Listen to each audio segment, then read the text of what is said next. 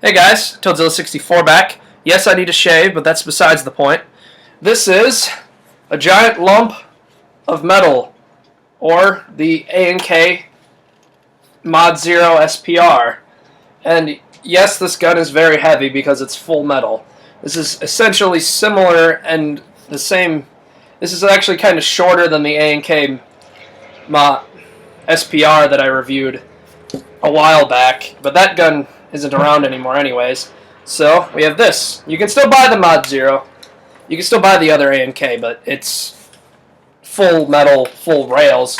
This doesn't have the full rails. This will come with a full-length top rail and three smaller adjoining rails, as you can see them on the front here, where all these different pieces are mounted. But this bottom rail is an extra accessory. We'll get onto that in a minute. There's a few things that don't come with this gun to start out. First, the scope, which is not my scope anyways. This is a loaner gun, but this scope does not come with it. Neither does the suppressor or the bipod. You get a rail, you get the full-length top rail, three smaller quad rails that go on, one on each side. This bottom rail does not come with it. That's an extra piece. This foregrip comes with it, and you will also get a flip-up rear and a flip-up front sight. These are standard on the gun. And also it will come with an orange tip on it. This obviously has been removed. This also comes with the gun. It's its own black flash hider, which is an SPR style flash hider that comes in multiple pieces and is torn apart. But that really doesn't matter to the review as of right now. The first thing I want to tell you guys about this gun is it's very heavy. As you can see, my friend uses it as a DMR. It also comes in at a very high FPS. It shoots over 450, and that's unmodified. And with a tight bore in it, it can shoot even higher than that, which this has no internal modifications besides a tight bore barrel and a new hop-up unit, and it easily shoots over 450 with a high degree of accuracy. Now, the gun itself is very heavy. And the nice thing about the A&Ks is they come right out of stock. You get a charger and a battery. This is not the battery that came with the gun. This is my own battery from the old gun. Sorry I dropped that. But it's a 9.6 volt, 1500 milliamp battery. There's nothing special about it, but that's what it comes with. And also it will come with a wall charger, which is kind of junk, so I'd say go ahead and get a new one. And also it will come with one magazine, A&K branded even, on the bottom. But this is just your standard 300 round M4 high cap. This fits all on 4 magazines very easily, besides maybe KWA, because I believe they have their own custom ones. But it'll fit any Marui-compatible magazines. And there's no logos on it. All you get is a made in China, which is kind of upsetting, but I mean, it can easily be painted over, because it's just painted on. But the gun itself is very nice, very high quality externally. I mean, this thing's a rock. The paint's really good. It's done well for the time it's been used already. The rear stock, I would suggest using a heavier battery than a little 9.6, just based on the fact that it's all the weight you're going to get up front, and you want something to balance it. I already put a 5000 back here, and it balances it very well. And the gun itself is very nice. You get a lot of options, and all the little holes there you can mount rails with. So you can deck this thing out with more rails and everything you want. Besides that, it's good to go. Like I said before, the gun shoots about 450. One of the flaws of this gun when I first got it is the gun comes with an internal barrel that only goes to about, maybe to about here. It doesn't go the full length. This is an upgraded one, so my friend ran it all the way to the end.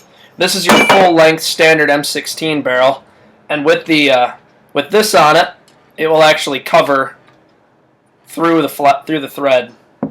But it won't actually stick out. So yes, you can fit a full-length M16 barrel in this gun, but technically it's slightly longer than that. But this gun's very nice. We're going to definitely go test the power out on this. We're going to take it outside and we're going to shoot it. I'll see you guys in a minute.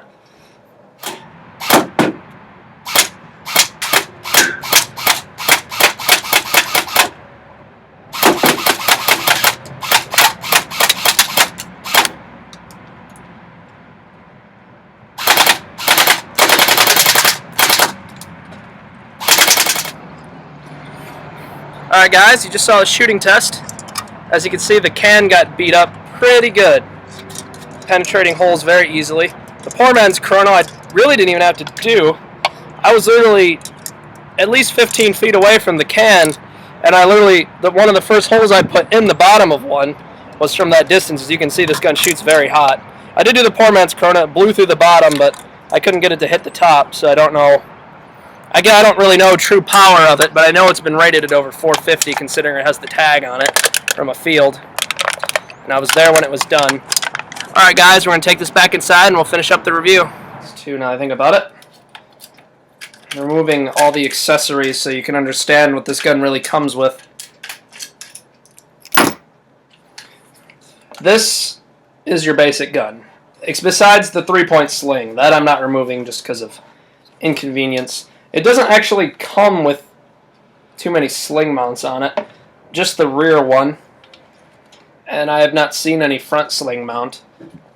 Unless you can kind of run something through the front sight there. But this is the standard gun. As you can see, I think you should get a bigger battery. An 8.4 volt large type would be the best I'd say for it. You'll get the same performance as a small 9.6 any day with it.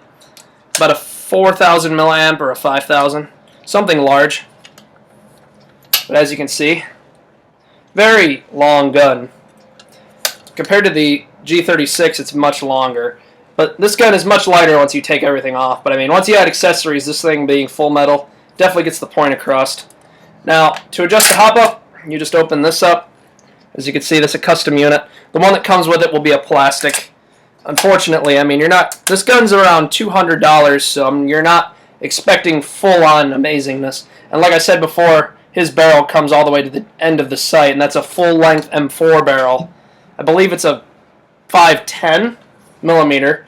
And like I said before, the stock barrel only goes to standard M4 length. But as is, when it comes stock, it's very good. Slight lower up, just a barrel and a hop up, and this thing's good to go for a long time.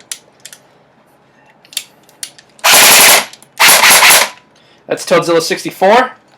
Giving the A&K MOD0 SPR a thumbs up. And I'll see you guys in my next video. Have a good day.